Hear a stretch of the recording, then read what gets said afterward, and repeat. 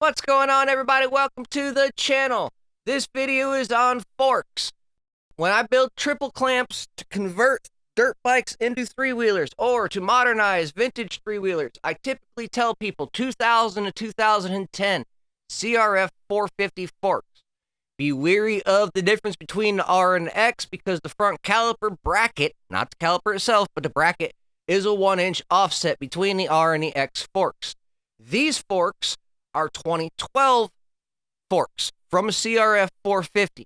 00 to 10 are Showa forks. These are actually KYB forks. Ironically, you need the Showa fork tool to get the outer part of the cap off because the KYB one doesn't fit.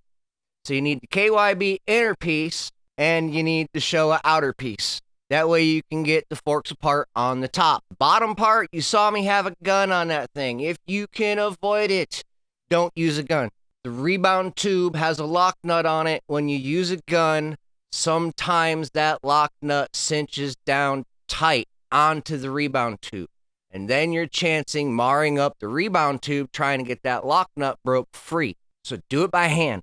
Try not to use power tools when you're disassembling these things, because, as it did with me, it can bite you in the ass.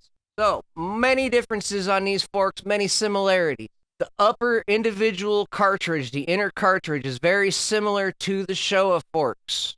The secondary cartridge that holds the spring is very similar to the Showa forks, unlike a lot of older KYB forks where the internals are completely different and a real pain in the butt to shorten. These are actually quite simple, just like the Showa fork. You take a piece of 1/2-inch ID aluminum tubing, cut it down to 5 1/4 inches, polish them off, clean up the ends on the lathe, and then we slide them over the rebound tube.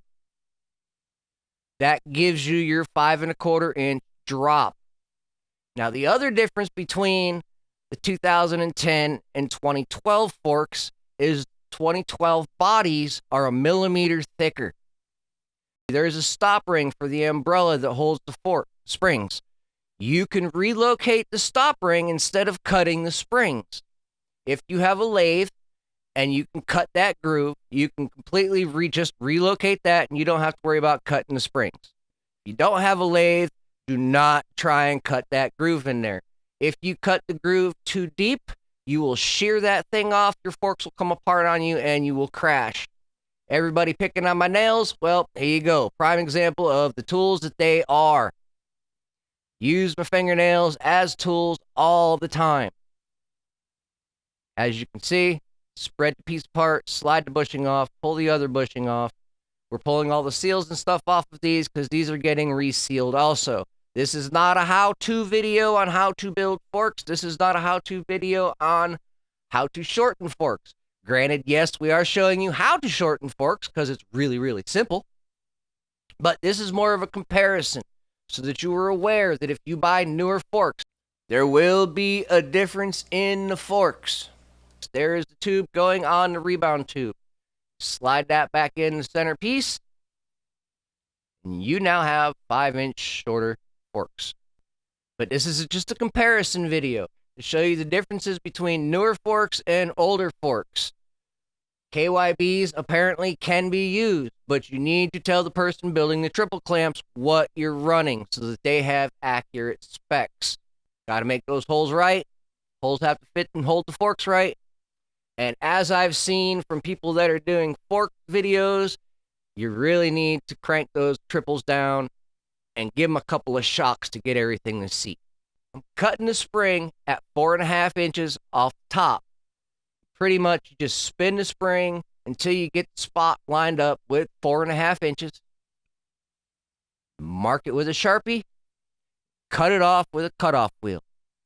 And then you heat the last coil up and fold it down flat. It has to be even with the springs that are on there, the coils. If it's inside or outside at all, it will scratch the aluminum bodies, and as we know, steel will definitely eat into aluminum without even trying.